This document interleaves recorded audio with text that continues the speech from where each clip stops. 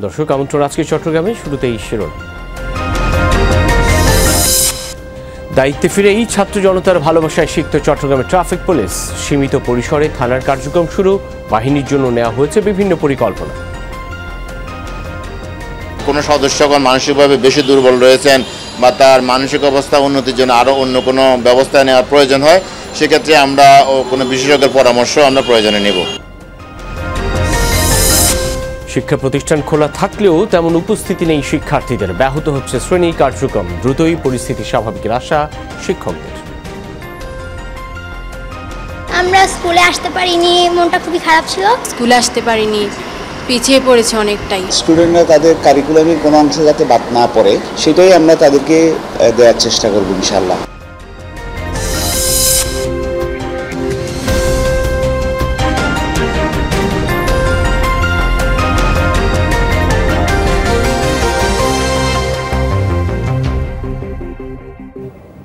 এতক্ষণ শিরোনাম দেখছিলেন, আপনাদের সাথে আছি আমি সাইফুদ্দিন রবিন। যাচ্ছি পুরো খবরে।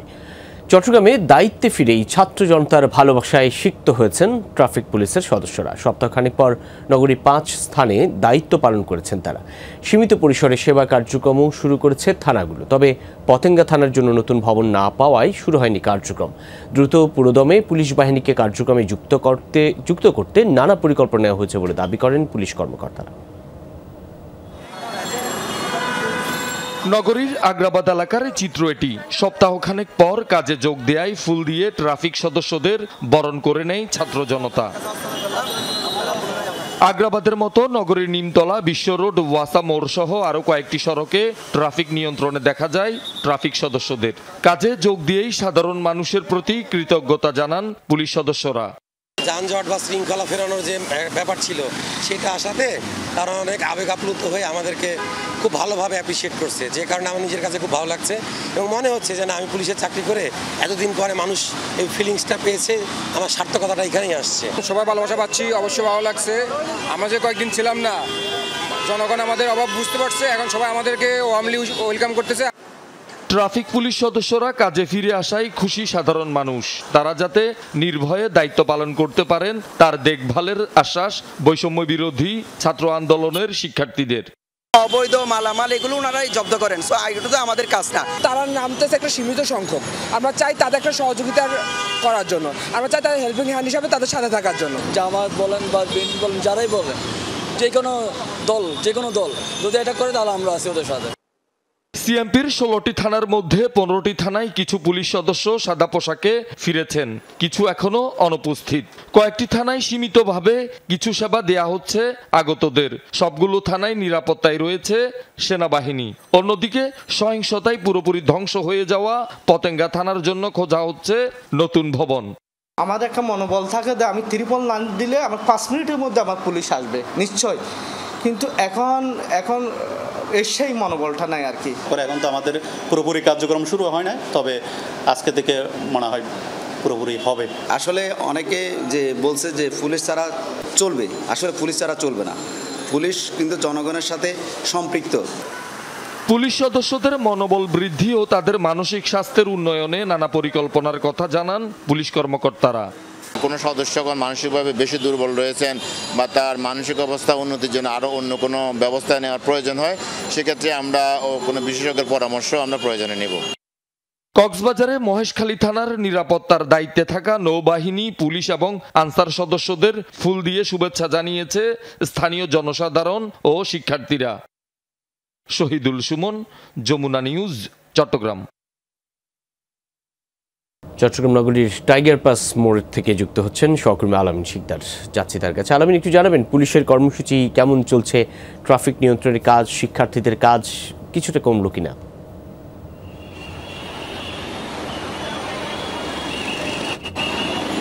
রবিন, আমরা দেখছি যে আজ ট্রাফিকের যারা দায়িত্বে রয়েছেন পুলিশ সদস্যরা তারা বেশ কিছু মোড়ে আসলে তাদের যে দায়িত্ব সেই দায়িত্ব পালন করছেন। পাশাপাশি যেহেতু যে পরিমাণ এই ট্রাফিক নিয়ন্ত্রণে পুলিশ সদস্যের প্রয়োজন সেই তুলনায় কাজে যোগ দিয়েছেন অনেক কম, তাই বিভিন্ন মোড়ে এখনো দেখা যাচ্ছে যে শিক্ষার্থীরাও এই দায়িত্বটা পালন করছেন পুলিশের পাশাপাশি আমরা দেখছি যে আনসার সদস্যরা রয়েছে এবং দেখতে পাচ্ছি যে ফায়ার সার্ভিসের যে কর্মীরা রয়েছেন তারাও কিন্তু ট্রাফিকের যে একটি চাপ, সেই চাপ সামলানোর চেষ্টা করছে। আমরা টাইগার পাস মোড়, এটা সব থেকে ব্যস্ততম একটি মোড়, এবং সেই মোড়ে দেখছি যে দায়িত্বরত পুলিশ সদস্যরা যারা আজকে কাজে ফিরেছেন তাদেরকে ফুল এবং তাদেরকে সম্মান দেওয়ার চেষ্টা করছেন, ফুল দিয়ে বরণ করে নিচ্ছেন শিক্ষার্থীরা। সেটা আমরা দেখছি যে যারা দায়িত্বে রয়েছেন সবার কাছে তারা যাচ্ছেন, এবং গিয়ে গিয়ে তাদের যে কাজে ফিরে আসা, সেই ফিরে আসায় শিক্ষার্থীরা আসলে অনেকটাই আনন্দিত, এবং তাদেরকে নির্ভয়ে কাজ করার জন্য এবং তাদের পাশে সবসময় শিক্ষার্থীরা থাকবেন সেই বিষয়টা জানান দেওয়ার জন্য তারা দেখছি যে আমরা মোড়ে মোড়ে যে পুলিশ সদস্যরা দায়িত্ব পালন করছেন তাদেরকে আসলে তারা ফুল দিয়ে বরণ করে নিচ্ছেন। এবং এই যে পরিস্থিতি, টানা কয়েকদিন সড়কে পুলিশ নেই, ট্রাফিক নেই, এবং আইন শৃঙ্খলা নিয়ন্ত্রণের যে একটি বড় চাপ, সেটা যেমন সেনাবাহিনীর সদস্যরা থানাগুলো থেকে পরিচালনা করছেন এবং সহযোগিতা করছেন থানাগুলোকে, ঠিক তেমনি আমরা দেখছি মাঠ পর্যায়ে আসলে যে সড়কের যে যানজট, সেই যানজটটি নিরসনে আমরা দেখতে পাচ্ছি যে শিক্ষার্থীরা একটি বড় ভূমিকা পালন করছেন। এবং যদিও তাদেরকে বলা যায় যে এই কাজে অনেকটা আনাড়ি, তারপরেও কিন্তু তারা সর্বোচ্চ চেষ্টাটি করছেন যে যানজট, সেই যানজটটি নিয়ন্ত্রণে রাখার জন্য। যদিও কিছু কিছু ক্ষেত্রে তারা নতুন হওয়ার কারণে, নতুন অভিজ্ঞতা হওয়ার কারণে একটু যানজট হচ্ছে, তবে তাদের এই যে চেষ্টা, সেই চেষ্টাটাকে সাধারণ মানুষ অনেক সুন্দরভাবেই দেখছেন এবং সাধুবাদ জানাচ্ছেন। অনেক ধন্যবাদ সহকর্মী আলম শিকদার। রেলওয়ে নিরাপত্তা বাহিনীকে বেসামরিক শৃঙ্খলা বাহিনী হিসেবে মর্যাদা প্রদান সহ 11 দফা দাবি জানিয়েছে পূর্বাঞ্চল রেলে কর্মরত রেলওয়ে নিরাপত্তা বাহিনীর সদস্যরা। চট্টগ্রাম রেল স্টেশনের সংবাদ সম্মেলনে তারা রেলের দুর্নীতিবাজ কর্মকর্তাদের অপসারণ সহ বিভিন্ন অনিয়মের অভিযোগ তুলে ধরেন। পাশাপাশি রেলওয়ে নিরাপত্তা বাহিনীকে সিভিল কর্মচারী হিসেবে বিবেচনা বন্ধ করা, অন্যান্য বাহিনীর মতো রেশন ও ঝুঁকি ভাতা প্রদান, শূন্য পদের বিপরীতে জনবল নিয়োগ, অতিরিক্ত কর্মঘণ্টার জন্য দ্বিগুণ হারে ভাতা প্রদান সহ 11 দফা জানান আরএনবি সদস্যরা। দাবি না মানলে কর্মবিরতি সহ কঠোর কর্মসূচি হুঁশিয়ারি দেন তারা। চট্টগ্রামে স্কুল কলেজ খুললেও শিক্ষার্থীদের উপস্থিতি একেবারেই কম। কোথাও কোথাও উপস্থিতির হারের কারণে ব্যাহত হচ্ছে শ্রেণী কার্যক্রম। আতঙ্কিত অভিভাবকরা তাকিয়ে আছেন পরিস্থিতির দিকে। তবে শিক্ষকদের দাবি 2-1 দিনের মধ্যেই পরিস্থিতি স্বাভাবিক হয়ে আসবে। চট্টগ্রামের একটি স্কুলের শ্রেণীকক্ষের চিত্র এটি। স্কুল খুললেও উপস্থিতির হার একেবারেই কম। তবে দীর্ঘদিন পর শিক্ষা প্রতিষ্ঠান খোলায় খুশি শিক্ষার্থীরা। দীর্ঘ সময়ের জন্য বন্ধ ছিল, আমরা স্কুলে আসতে পারিনি, মনটা খুবই খারাপ ছিল। তো আলহামদুলিল্লাহ আমাদের স্কুল আবার খুলেছে, আমরা নতুন করে আবার স্কুলে আসতে পারবো। এতদিন তো বাসা এমনিতে পড়া হচ্ছিল, এখন স্কুলে থেকে আরেকটু মোটামুটি পড়া হবে। এই বন্ধের মধ্যে তো আমাদের অনেক হয়ে গেছে, আমরা বের হতে পারিনি, স্কুলে আসতে পারিনি, পিছিয়ে পড়েছে অনেকটাই। নতুন সরকার দেশ পরিচালনার দায়িত্ব নিলেও জনমনে আতঙ্ক কাটেনি এখনো। পরিস্থিতি বিবেচনায় নিরাপত্তার স্বার্থে সন্তানদের স্কুলে পাঠাচ্ছেন না কেউ কেউ। মানুষের আতঙ্কের কারণে আসতেছে না, স্কুলে উপস্থিত হতে পারতেছে না। এখন অবশ্যই রাস্তাঘাটে তো অত স্টুডেন্ট বা শিক্ষার্থী না, যেহেতু বিপজ্জনক রাস্তা। এখন অনেকে আতঙ্কেও আসতেছে না, আবার অনেকে ইচ্ছাকৃতভাবেও আসতেছে না। পরিস্থিতি কোন দিকে যাচ্ছে, বাচ্চাদেরকে পাঠায়া আমাদের বাচ্চাদের সিকিউরিটি এখন বর্তমানে কে নেবে? শিক্ষকদের দাবি সরকারি নির্দেশনা মেনে শিক্ষা প্রতিষ্ঠান খুললেও উপস্থিতির হার একেবারেই কম। তবে দীর্ঘ বন্ধের ক্ষতি পোষাতে বাড়তি পরিকল্পনার কথা জানান তারা। স্টুডেন্টদেরকে আমরা ঠকাবো না, বা ঠকানোর স্টুডেন্টরা যাতে কি না হয়, না ঠকে, অর্থাৎ স্টুডেন্টরা তাদের কারিকুলামের কোনো অংশ যাতে বাদ না পড়ে, সেই অংশটাই আমরা সেটাই আমরা তাদেরকে দেওয়ার চেষ্টা করব ইনশাআল্লাহ। অভিভাবকদের কেউ কেউ নতুন কারিকুলাম বাতিলের দাবিও জানান। যে কারিকুলামটা ছিল সেটা আমাদের কারো পছন্দ না, আগের অবস্থায় ফিরিয়ে নিয়ে গিয়ে আমাদের বাচ্চা মেয়েদের টেবিলমুখী করা। নেক্সট জেনারেশনকে যদি আগে নিয়ে যেতে হয় তাহলে এই কারিকুলামটা অবশ্যই চেঞ্জ করা দরকার। শহীদুল সুমন, যমুনা নিউজ, চট্টগ্রাম। চট্টগ্রামের সন্দ্বীপে বিএনপির নাম ভাঙিয়ে কেউ অরাজকতা করলে সাংগঠনিক ব্যবস্থা নেওয়ার হুঁশিয়ারি দিয়েছেন দলটির নেতারা। সাংবাদিকদের সাথে মতবিনিময় সভায় চট্টগ্রাম উত্তর জেলা বিএনপির যুগ্ম আহ্বায়ক বেলায়েত হোসেন বলেন, সাম্প্রদায়িক সম্প্রীতি বজায় রাখার ব্যাপারে দলীয় নির্দেশনা মানতে হবে। এখন পর্যন্ত সন্দ্বীপে কোনো নাশকতা বা সংখ্যালঘুদের স্থাপনায় হামলা ভাঙচুর হয়নি বলে দাবি করেন বিএনপির এই নেতা। সভায় উপজেলা বিএনপির সদস্য সচিব, বিভিন্ন ইউনিয়নের সাবেক চেয়ারম্যান সহ অনেকে উপস্থিত ছিলেন। সহিংসতা থেকে রক্ষায় নগরীর বিভিন্ন এলাকায় সংখ্যালঘুদের ধর্মীয় স্থাপনা পরিদর্শন ও মতবিনিময় সভা করেছে মহানগর বিএনপি। চট্টগ্রামের মহুরা ৫ নং ওয়ার্ডে সনাতন ধর্মাবলম্বীদের উপাসনালয়ে এবং বাড়িঘর পরিদর্শন করেন চট্টগ্রাম মহানগর বিএনপির আহ্বায়ক এরশাদুল্লাহ। সংক্ষিপ্ত সভায় তিনি সনাতন ধর্মাবলম্বীদের আশ্বস্ত করে বলেন, সম্প্রীতি বজায় রাখতে এবং হামলা নাশকতা রোধে তিনি সার্বক্ষণিক খোঁজ রাখবেন। এ সময় উপস্থিত ছিলেন মহুরা ৫ নং ওয়ার্ডের সাবেক কাউন্সিলর মোহাম্মদ আজম সহ বিএনপির নেতাকর্মীরা এবং স্থানীয় সনাতন নেতৃবৃন্দ উপস্থিত ছিলেন। খাগড়াছড়ির লক্ষ্মীছড়িতে আইনশৃঙ্খলা ও নিরাপত্তা বিষয়ক সমন্বয় সভা করেছে সেনাবাহিনী। দুপুরে লক্ষ্মীছড়ি জোন সদরে সভার আয়োজন করা হয়। এতে সভাপতিত্ব করেন zone commander lieutenant colonel Mohammad Tajul Islam. এ সময় বক্তারা এলাকার সার্বিক পরিস্থিতি নিয়ে আলোচনা করেন।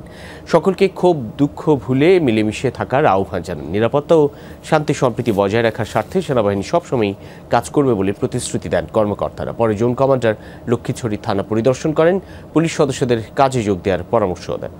রাঙামাটি শহরের সাধারণ মানুষের জানমাল নিরাপত্তা ও আইন শৃঙ্খলা ফেরাতে পুরোদমে মাঠে নেমেছে পুলিশ।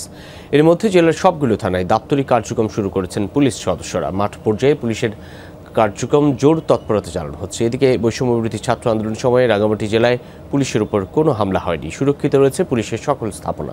তবে দুর্বৃত্তরা ট্রাফিক পুলিশ বক্সে হামলা ও ভাঙচুর করে। সকালে জেলা পুলিশের উদ্যোগে শহরে ট্রাফিক পুলিশ বক্স আবার চালু করা হয়। এ সময় পুলিশ সুপার মীর আবু তৌহিদ সহ কর্মকর্তারা উপস্থিত ছিলেন। জেলায় 12টি থানা রয়েছে। কক্সবাজারে বৌদ্ধ ও হিন্দু সম্প্রদায়ের মন্দিরের নিরাপত্তা জোরদার করেছে বর্ডার গার্ড বাংলাদেশ। রামু উপজেলার সব মন্দিরে নিরাপত্তা ব্যবস্থা জোরদারের পাশাপাশি টহল অব্যাহত রেখেছে বিজিবি সদস্যরা। বিজিবি প্রধানের নির্দেশে সংখ্যালঘু সম্প্রদায়ের উপাসনালয়গুলোতে এই নিরাপত্তা জোরদার করা হয়। এছাড়া মন্দিরের পুরোহিতদের সাথে নিয়মিত যোগাযোগ এবং সার্বিক নিরাপত্তার বিষয়ে তাদেরকে আশ্বস্ত করা হয়েছে। খোলা হয়েছে কন্ট্রোল রুম। বিশেষ নিরাপত্তার জন্য সরকারের প্রতি কৃতজ্ঞতা প্রকাশ করেছেন বৌদ্ধ ধর্মীয় নেতারা। কোনো প্রকার সহিংসতা হবে না, নিরাপত্তার নিশ্চয়তা দেওয়া হচ্ছে। ইহা ছাড়াও আমাদের কন্ট্রোল রুম সার্বক্ষণিক তাদের সাথে যোগাযোগ রাখতেছেন। আমরা নিরাপদে আছি, এখনো এইরকম কোনো ওদের নেতৃত্বে তেমন কোনো ঘটনা ঘটতে দেয়নি।